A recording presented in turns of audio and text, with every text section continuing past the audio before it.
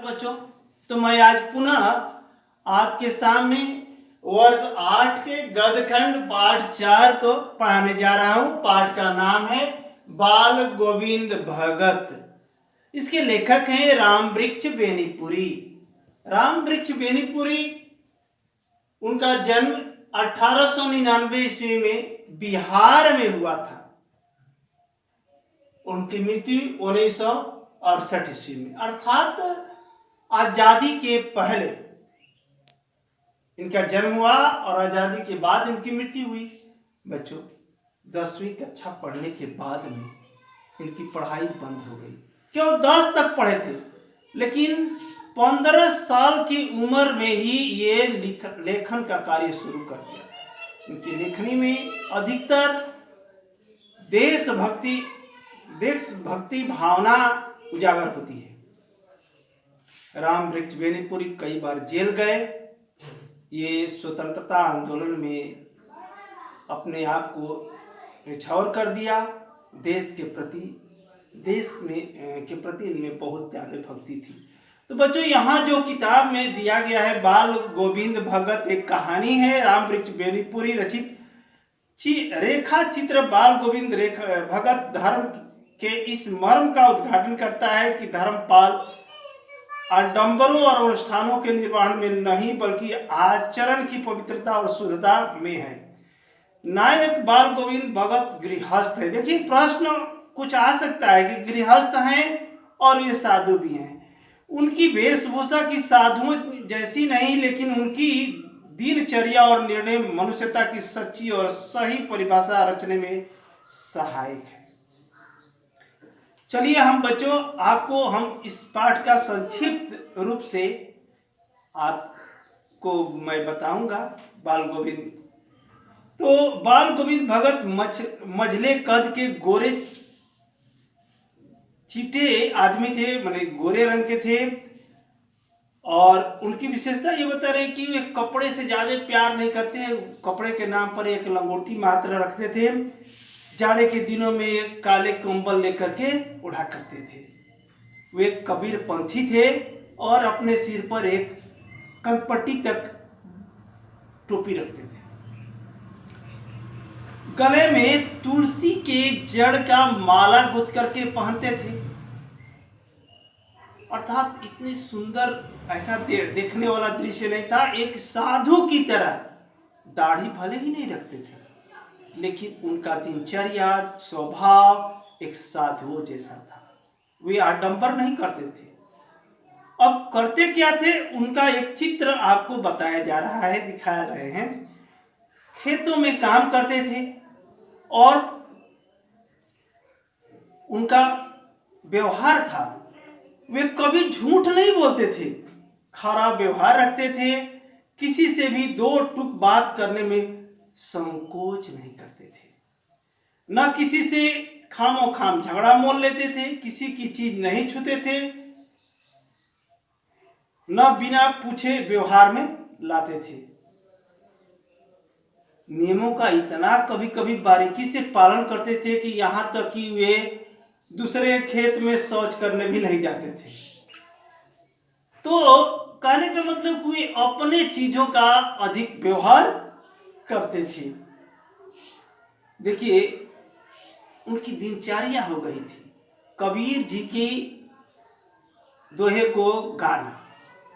आषाढ़ की जब रिमझिम बारिश होने लगती थी, उस समय में जब हलवाहे हल लेकर के खेतों में उतरते थे और धान की रोपनी होने लगती थी आषाढ़ में, वे धान के एक एक बीज के साथ में अंगुलियों से गाड़ते थे और गाना को गाते थे। और उनके गाने को सुनकर के अगल बगल के लोग भी झूम उठते थे।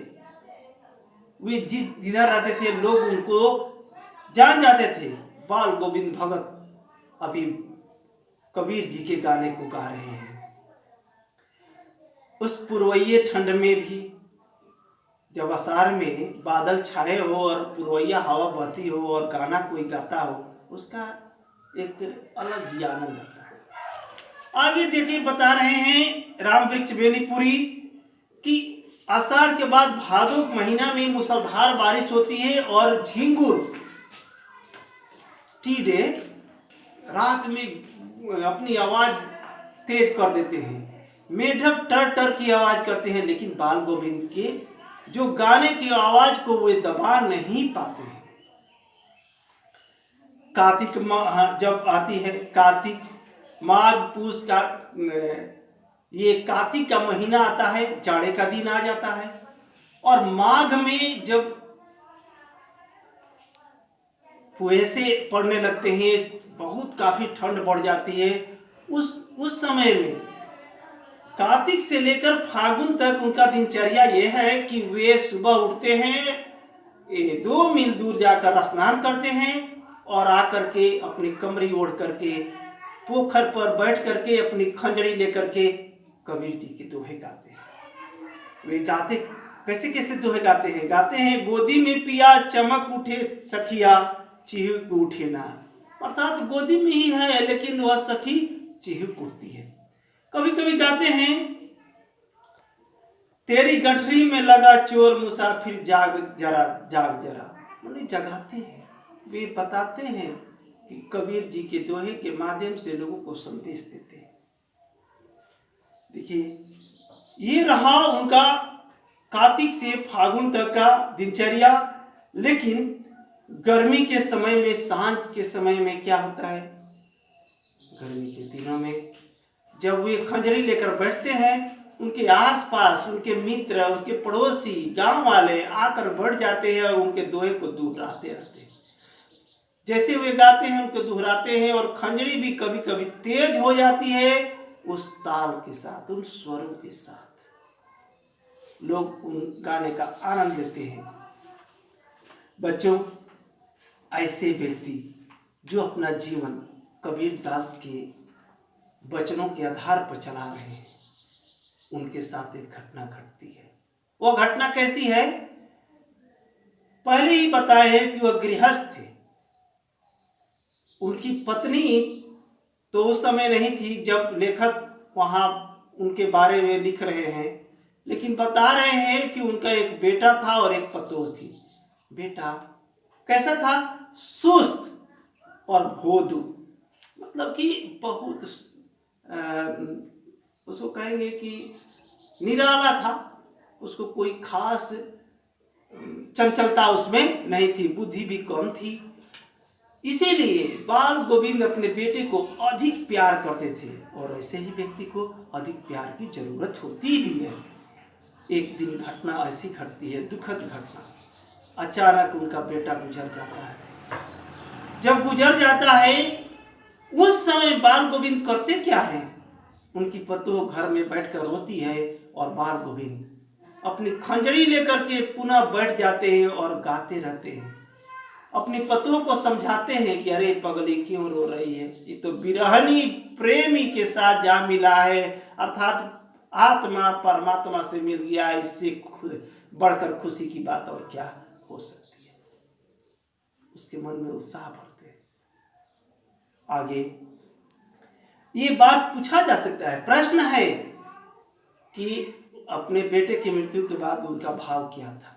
देखिए, भाव यही, वे समझते हैं कि मृत्यु से दुखी नहीं होना चाहिए, क्योंकि यह आत्मा है, परमात्मा से जाकर के मिल गया है और इस शरीर को, शरीर के रूपी पिंजरे को छोड़ दिया है।